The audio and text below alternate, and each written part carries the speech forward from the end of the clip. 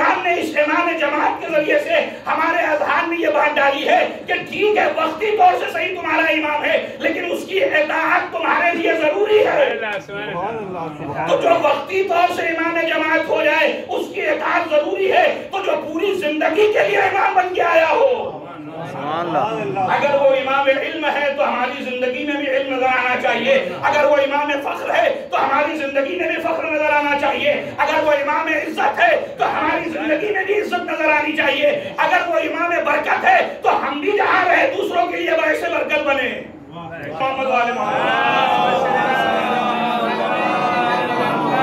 अब आयतुल्लाह मरशी नजफी क्या फरमाया, आज से 30-35 साल नमाज शब अदा की है, मेरे साथ दफन कर दिया जाए।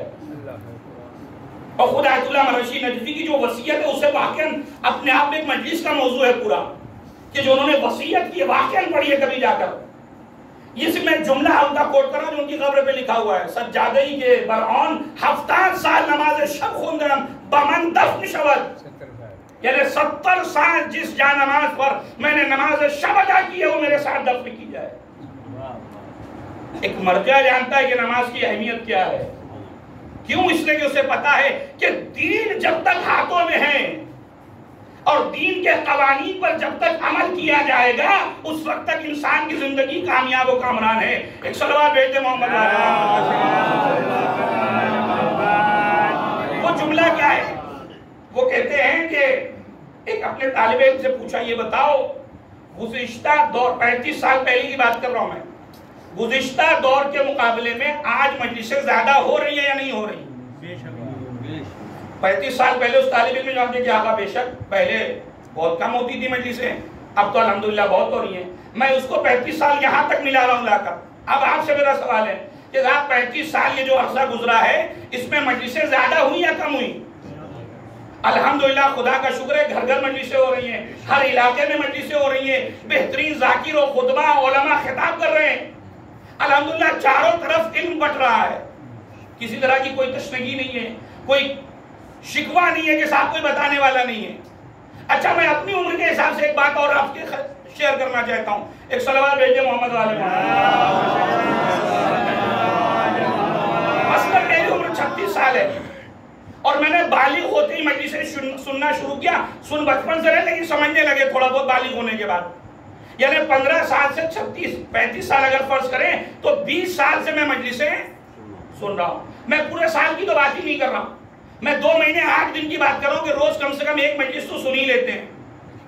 तो अगर 2 महीने 8 दिन यानी कम से कम 70 मजलिसें मैंने एक साल में सुनी है तो 20 साल में कितनी मजलिसें हो गई? तकरीबन 1400 मजलिसें मैंने सुन ली अल्हम्दुलिल्लाह 20 सालों में। इस 1400 मजलिसों को सुनने के बाद मेरे अंदर क्या तब्दीली आई? क्या कह रहे हैं? सुभान अल्लाह, सुभान अल्लाह। गौर कर रहे हैं आप? 1400 मजलिसें, मैं अपनी उम्र के हिसाब से बात करूं, हर आदमी अपना मुहासबा करे कि इस 1400 मजलिसें सुनने के बाद मेरे अंदर क्या तहव्वुल आया, करबला को सुनने के बाद मेरे अंदर क्या चेंजेस आए, वो कौन सी तब्दीलियां हैं जो मैं पहले नहीं करता था, अब वो अच्छाइयां करने लगा हूं, या जो बुराइयां करता तो अब छोड़ बैठा हूं।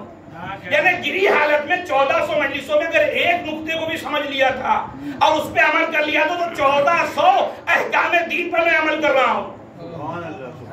अब ये मेरा मुतालिबा, आप ये बताइए, इतनी मजलिसें सुनने के बाद ऑनलाइन मजलिसें, हर तरफ इल्म बढ़ रहा है, लेकिन उसके बावजूद दीनदारी कल के मुकाबले में बढ़ी है या घटी है?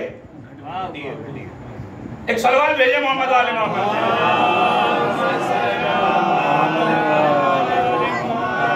दो चार वाली बात है, कोई फलसफी गुफ्तगू नहीं, बड़े आसान लफ्जों में मैं आप तक मतलब पहुंचाना चाह रहा हूं कि भाई इतनी मजलिसें हो रही हैं, इतना सब कुछ हो रहा है, लेकिन हमारी दीनदारी वही के वही है या आगे बढ़ी है?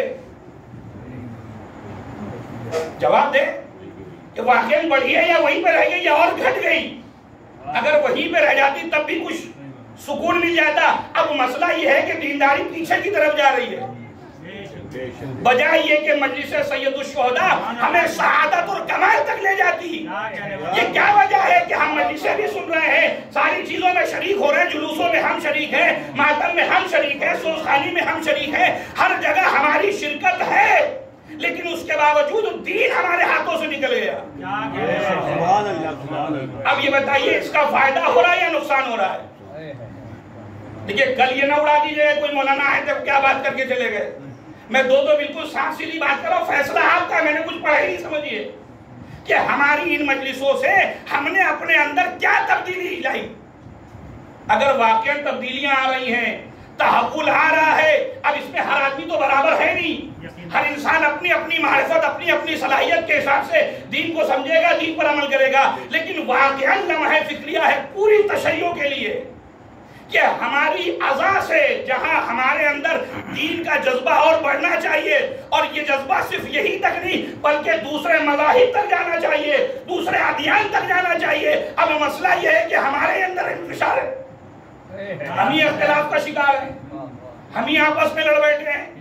तो अब होगा तो क्या होगा साहब, जब ये मजलिसें वाकई बजाय ये कि इत्तेहाद का मरकज हो, हुसैन इत्तेहाद के लिए भेजे गए थे, लेकिन इमाम हुसैन को इंतशार का सबब बना दिया जाए, इमाम हुसैन की जात को इख्तिलाफ का सबब बना दिया जाए, तो इस अज़ा से वाकई सैयद कौनैन राजी है या राजी नहीं है, इसका फैसला आप पर है। एक सलवात भेजे मोहम्मद वाले।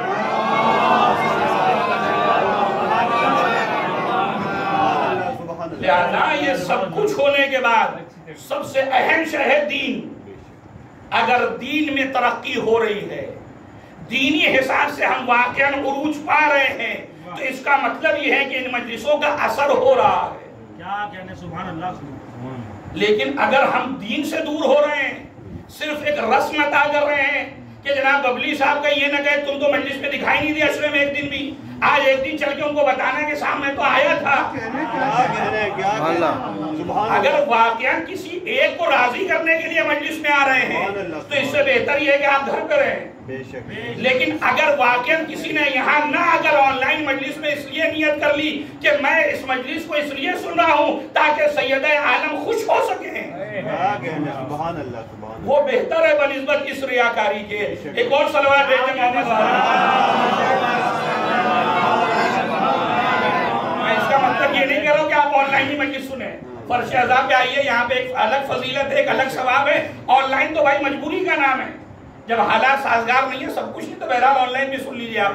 एक और सलवात भेजे मोहम्मद।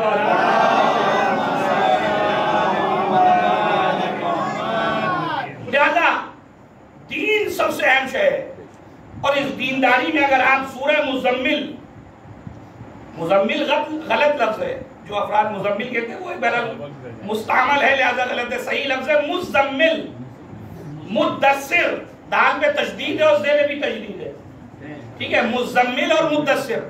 खूब, तो साहब ये सूरह मुज़म्मिल के लिए रसूलुल्लाह ने फरमाया कि मन क़रा सूरतल मुज़म्मिल फी आखिरिल लैल औ फी सलातिल इशा अहयल्लाहु हयातन तय्यबा।